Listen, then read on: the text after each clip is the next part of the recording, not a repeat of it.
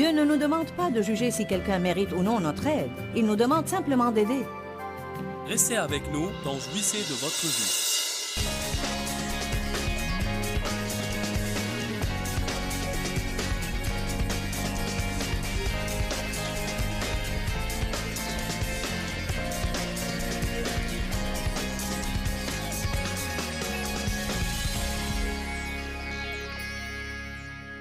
L'égoïsme est la clé du malheur. Pouvez-vous dire cela avec moi? Dites, l'égoïsme est la clé du malheur. Le titre de mon message aujourd'hui est « Apprendre à vivre pour les autres ». Hier, nous nous en étions arrêtés à Job. Nous parlions de comment aider les personnes blessées. Parce que, pour ne pas être égoïste, nous devons marcher dans l'amour exprès. J'insiste sur exprès parce que ce sont des choses que l'on doit faire exprès. Vous ne pouvez pas attendre d'avoir envie de servir, de bénir et de donner. Parce que ce dont nous aurons envie tous les jours, c'est de quelqu'un qui fera quelque chose pour nous. Je pense que tout ce que je peux faire, c'est vous demander de me croire. Que non seulement j'ai étudié la parole de Dieu durant de nombreuses années, mais que j'ai également essayé de marcher avec Dieu. Et maintenant, je sais parfaitement ce qui marche et ce qui ne marche pas. J'ai appris ces choses après de douloureuses expériences et je peux vous épargner des souffrances. Si seulement vous m'écoutiez. La Bible dit que les jeunes croyants doivent écouter leurs aînés. Amen. J'étais très égoïste et égocentrique et j'aurais toujours une tendance à l'être si je ne me battais pas contre ça tous les jours de ma vie. Nous avons à combattre le bon combat de la foi et nous devons combattre notre nature égoïste et égocentrique. La Bible nous dit que nous vivons dans des temps où les gens sont extrêmement égoïstes et égocentriques, totalement absorbés par eux-mêmes. Dans les derniers jours, cette situation ira de pire en pire, en pire, en pire, en pire. Il est dit des temps difficiles à supporter. Je réalise que je suis en fait vraiment éplorée de la manière dont tant de chrétiens agissent, et notamment du manque de reconnaissance. Il semble que peu importe ce que vous faites pour les gens, il y a cet esprit avide qui veut toujours encore et encore et encore. Rien de ça n'est en accord avec la parole. Ce que nous avons à faire, c'est de chercher des gens dans le besoin. Nous devons être sensibles au Saint-Esprit pour entendre ce qu'il nous dit de faire pour les autres et il y a tant de choses que nous pouvons faire pour les autres. De petites choses, de grandes choses, mais souvent ce sont les petites choses qui sont les plus signifiantes pour les gens. Chacun de vous ici a une onction de Dieu pour faire de petites choses. Jésus lui-même a fait de petites choses que, souvent dans notre vie, nous pourrions trouver insignifiantes tant et si bien que nous les négligeons. Et pourtant, Jésus a fait ces choses à titre d'exemple. Nous allons en voir certaines aujourd'hui. Job a dit quelque chose d'absolument incroyable. J'ai conclu avec cela la nuit dernière, mais j'aimerais commencer avec cela aujourd'hui. Job 31, verset 16. « Ai-je refusé aux indigents ce qu'ils désiraient? Ai-je fait languir les yeux de la veuve? » Verset 17. « Ai-je mangé seul mon morceau de pain sans que l'orphelin puisse en manger? Non, dès ma jeunesse, l'orphelin a grandi avec moi comme avec un père. Et dès le ventre de ma mère, j'ai guidé la veuve. » Bon, Dieu semble donc avoir une place spéciale dans son cœur pour les enfants sans parents et pour les femmes sans mari, à moins bien sûr qu'elle n'ait été appelée et qu'elle n'ait été ointe par Dieu pour une vie de célibat. Et il se trouve de telles personnes. La Bible nous en parle. Une femme ayant été mariée et qui a perdu son mari et une femme veuve. Mais aussi, il y a aujourd'hui beaucoup de personnes divorcées. C'est également un type de veuvage. Nous pouvons adopter l'attitude froide qui consiste à dire « si tu avais demandé à Dieu, tu n'aurais pas épousé la mauvaise personne et tu ne serais pas dans cette situation. » Si vous étiez là hier, alors vous savez déjà que vous ne devez pas avoir cette sorte d'attitude sans cœur. Vous devez être miséricordieux parce que vous êtes déjà passé par là. Mais par la grâce de Dieu, j'en suis arrivé ici. Amen. Dieu ne nous demande pas de juger si quelqu'un mérite ou non notre aide. Il nous demande simplement d'aider. Je vais le redire. Dieu ne nous demande pas de juger si oui ou non quelqu'un mérite notre aide. Il nous demande seulement d'apporter de l'aide. Dieu ne nous a pas appelés à juger les gens, mais à les aider. Il aide sans arrêt des personnes qui ne le méritent pas, et j'en fais partie. Si nous devions obtenir ce que nous méritions, nous serions déjà morts depuis longtemps. Verset 19. Ai-je vu le vagabond manquer de vêtements, le pauvre n'avoir point de couverture? Parlons de vêtements. Tout ce que nous avons à faire est de regarder là où nous travaillons, qui n'a apparemment que 3 ou 4 tenues, qui porte systématiquement encore et toujours la même chose, ou bien quelles sont les personnes dont les habits n'ont pas été à la mode depuis un long moment. Gardez les yeux ouverts et soyez prêts à rencontrer des besoins. Comme ça serait beau pour quelqu'un de recevoir de votre part un bon d'achat et d'entendre « je veux t'offrir un nouvel ensemble ». Ou bien exercer votre foi et arriver au point de dire à quelqu'un « j'aimerais t'offrir une nouvelle garde-robe ». Nous devons penser plus grand, et pas seulement quand il s'agit de ce que nous pourrions obtenir, mais penser plus grand quand il s'agit de ce qu'on peut donner. Allez maintenant. J'ai commencé à croire Dieu il y a 3 ans que je serais capable de donner des maisons, des voitures, envoyer des personnes en vacances, des personnes qui n'avaient jusque-là jamais pu se le permettre, acheter à des gens une maison entièrement meublée, ou bien une garde-robe tout entière. Ne le croyez pas seulement pour vous-même. Croyez pouvoir être capable de faire de plus grandes choses pour les autres. Si vous faites cela, évidemment que vous allez être bénis, car pour être en mesure de faire cela, vous devez avoir plus. La Bible dit dans Jacques, chapitre 4, que nous prions pour des choses que nous n'obtenons pas, car nous les demandons avec des motifs mauvais et égoïstes. Obtenir quelque chose pour en fait être le seul à en profiter. Donc, une fois encore, si nous demandons à Dieu de nous bénir afin d'être une plus grande bénédiction, spécialement Seigneur, bénis-moi, fais quelque chose dans mes finances, interviens au point que je puisse acheter une voiture à quelqu'un. Interviens au point que, si besoin est, je puisse louer un appartement à quelqu'un qui n'en a pas et payer le loyer de toute une année jusqu'à ce qu'il puisse s'en sortir.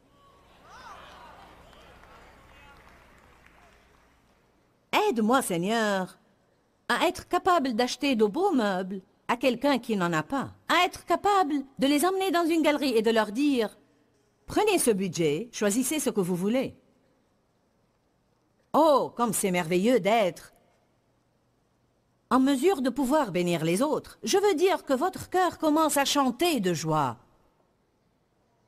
Ne restez pas là à penser « Oui, ça serait bien si j'avais l'argent pour faire ça. »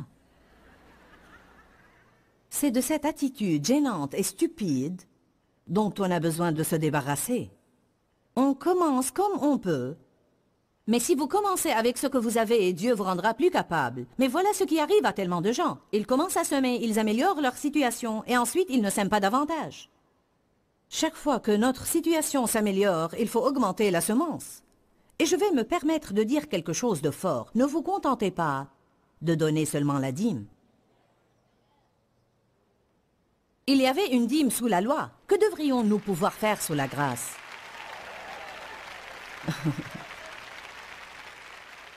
Ne dites pas, bon, certains d'entre vous n'ont même pas commencé à donner leur dîme.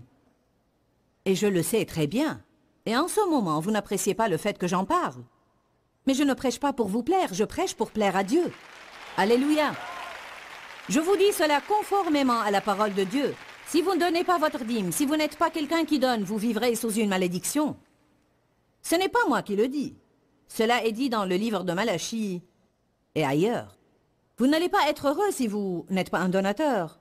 Et vous devez être quelqu'un qui donne, avec une bonne attitude. Il se peut que votre chair pleure un peu. Vous pouvez être en train de faire une chose juste, mais votre chair va continuer à se plaindre. J'avais un bracelet que j'aimais beaucoup, et Dieu m'a dit une fois de le donner à une des filles de l'équipe de louange. Elle n'est plus avec nous maintenant. Je vous dis toute la vérité. Chaque fois que je voyais cette fille porter ce bracelet, ma chair voulait pleurer. Je peux le sentir, c'était un peu... Oh. Cela s'appelle mourir à soi. Écoutez-moi, on ne meurt pas sans avoir mal. Il n'y a pas de croix capitonnée.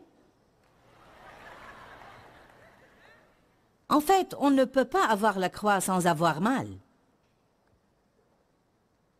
La croix que Dieu veut que nous portions ne consiste pas en des désastres, des maladies dévastatrices et tout ça. Il veut que nous vivions une vie désintéressée.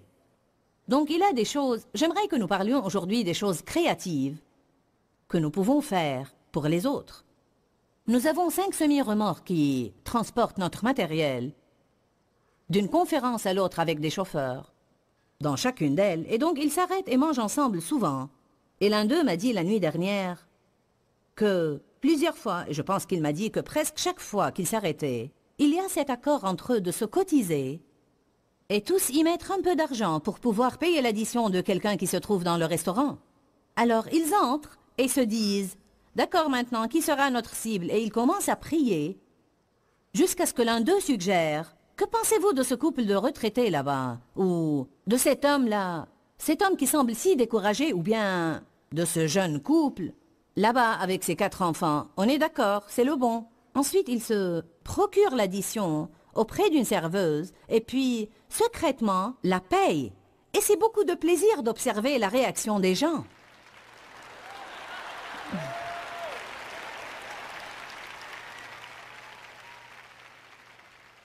Dave et moi, nous faisons toujours cela. Nous écrivons simplement un mot sur un bout de papier ou souvent envoyons un petit message. La plupart du temps, nous écrivons juste « Dieu vous aime ».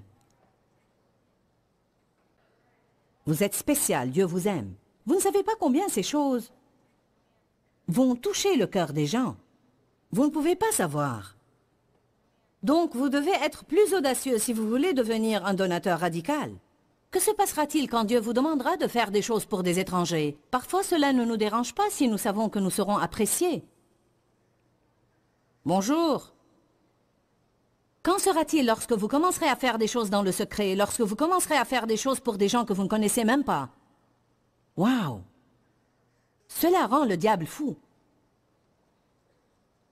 Certains ici ont leurs propres idées à cet égard. Dieu vous a certainement guidé à faire des choses qui sont merveilleuses. Je n'essaie pas d'impressionner qui que ce soit avec mes histoires. Je m'efforce de donner des idées à ceux qui ne s'étaient jamais aventurés dans ce domaine.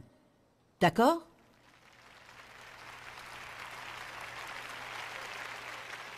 Parfois, on passe à côté. Parfois, Dieu met des choses dans mon cœur et je me dis, oh, ça ne peut pas venir de Dieu. Ce n'est pas de Dieu. J'ai compris la leçon et je ne veux pas avoir ce poids sur la conscience. Je veux simplement faire ce que Dieu me demande de faire et être une bénédiction. Amen. Parce que je crois que cela affecte l'onction sur nos vies et je sais pour sûr que cela affecte notre niveau de joie. On peut s'accrocher à une chose que Dieu nous demande de donner, mais cette chose ne pourra pas nous procurer la joie, à moins que Dieu ne l'éoigne pour nous apporter cette joie. Ecclésiaste dit, c'est Dieu qui non seulement nous bénit, mais nous donne la possibilité de jouir de nos bénédictions. Vous voyez, il y a des gens riches qui ont des choses et qui sont atrocement misérables parce qu'il n'y a pas d'onction sur leur vie pour jouir de ce qu'ils ont. Revenons à Job. 31-20. Sans que ses reins m'aient béni, pour l'avoir vêtu, sans qu'il ait été réchauffé par la toison de mes agneaux, ai-je levé la main contre l'orphelin parce que je me voyais soutenu par les juges et me savais soutenu à la porte. Maintenant, lisez bien le verset 22. Que mon bras se détache de mon épaule et mon avant-bras du coude et qu'il se brise. Qu'est-il en train de dire? On ne peut pas passer à côté de ça. Il nous dit, si je n'ai pas utilisé ce bras pour aider les gens, si je n'ai pas utilisé ce bras pour être une bénédiction, alors que quelqu'un l'arrache de mon épaule et le détache de mon corps, parce qu'il n'est pas nécessaire qu'il fasse partie de mon corps si je ne m'en sers pas pour être une bénédiction.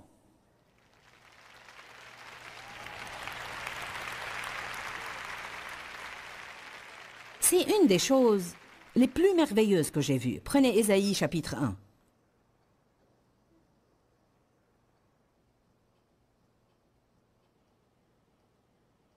J'aime vraiment quand Dieu me conduit à enseigner à propos de ces versets, parce que cela m'aide beaucoup. Cela me remue toujours. Et comme c'est horrible de rester assis dans un coin égoïste. Ésaïe chapitre 1, versets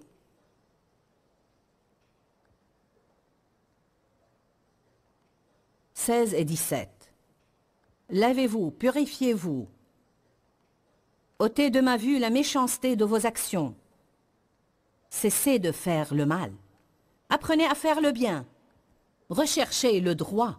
Le mot rechercher signifie désirer ardemment quelque chose, poursuivre, suivre de toutes ses forces. C'est un mot très fort dans la Bible. Recherchez la justice. Cela ne parle pas simplement d'une justice pour vous, cela parle de la justice pour ceux qui sont oppressés. En d'autres mots, quand vous voyez des gens qui ne sont pas traités avec justice, recherchez et trouvez un moyen de les aider à rétablir la justice dans leur vie. Soulagez les opprimés. Corrigez l'oppresseur. Faites droit à l'orphelin et défendez la veuve. Verset 19. Si vous le voulez et vous êtes obéissant, vous mangerez les meilleurs produits du pays. Verset 23. Tes chefs sont rebelles et complices des voleurs. Tous aiment les présents et courent après les récompenses. Ils ne font pas droit à l'orphelin et la cause de la veuve ne les préoccupe pas.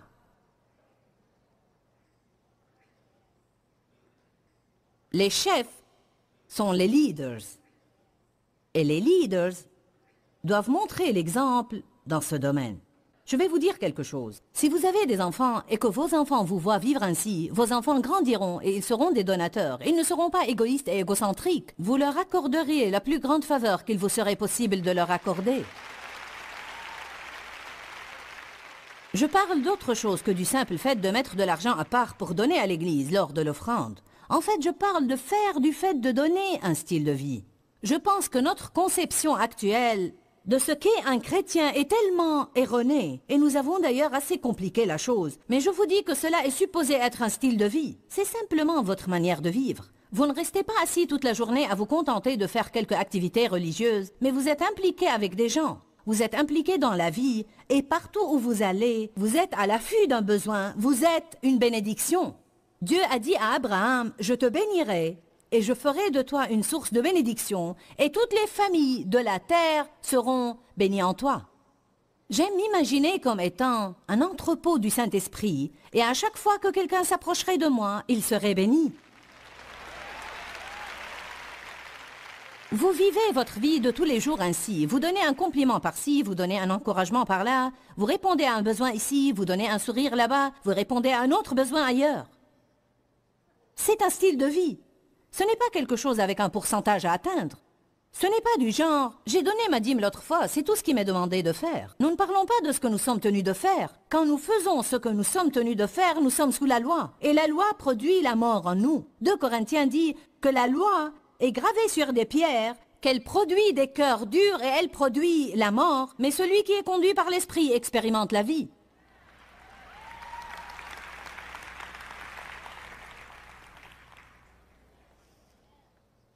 Les leaders doivent montrer l'exemple. Les prédicateurs doivent prêcher cela. Les pasteurs doivent l'enseigner. Les parents doivent permettre à leurs enfants de voir cela en eux. Alléluia. Dave et moi avons vécu ainsi et chacun de nos enfants est comme ça. Chacun d'eux. Chacun de nos enfants est comme ça. Nous avons donné une somme d'argent à chacun de nos enfants. Et notre aîné David a dit quelque chose d'intéressant. Il a dit « C'est vraiment drôle et opportun que vous nous donniez cela. J'étais dans une situation délicate ce mois-là. Non pas que je n'ai rien, mais j'en étais arrivé à ne pas avoir autant d'argent que j'en aurais voulu. Et quand j'ai regardé au problème, c'était que j'en avais donné trop. »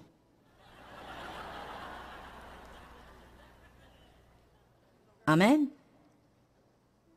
Il a dit « Le Seigneur nous le rend toujours. »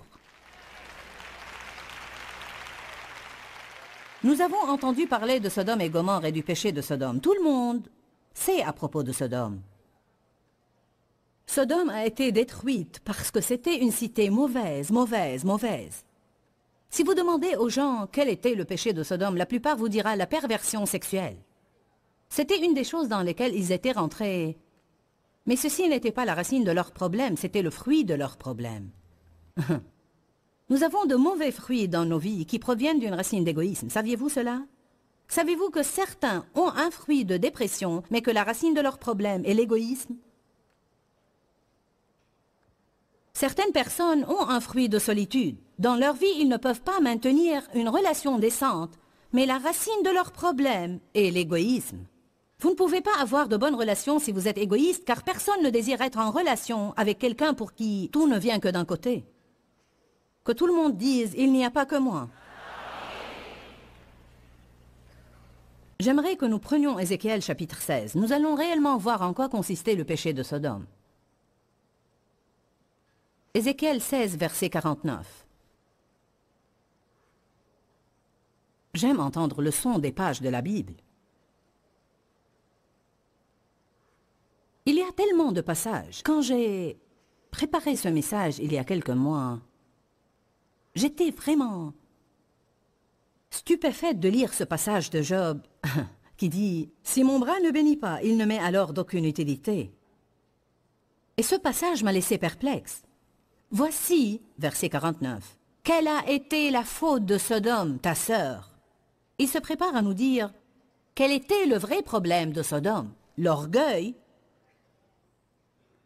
la voracité et la surabondance, une insouciante tranquillité. Telles furent ses fautes et celles de ses filles. Elles n'ont pas fortifié la main du malheureux et du pauvre.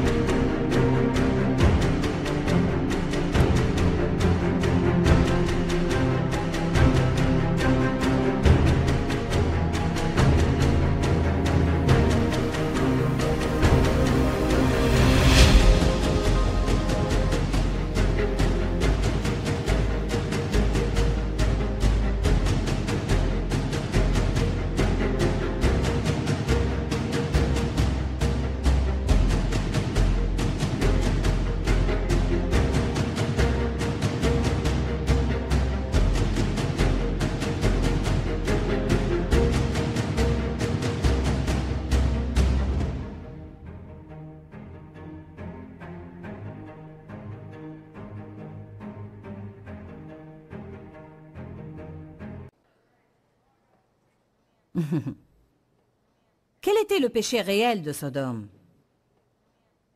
L'idolâtrie, l'adultère, l'indifférence à l'égard du pauvre, avoir trop et ne partager avec personne. Puis-je vous dire quelque chose? Une part de la raison qui explique pourquoi nous avons tant de problèmes et que nous sommes dans une telle abondance.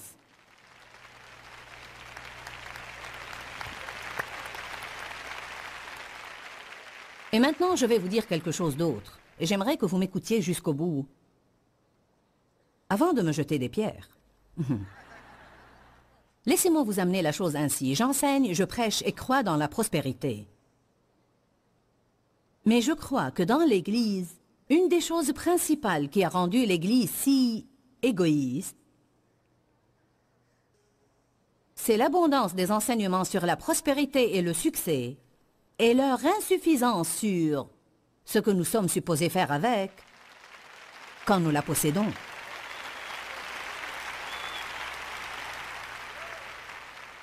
En disant cela, je ne pointe du doigt personne. Il y a une multitude de prédicateurs prêchant la prospérité, et c'est ce que j'enseigne également.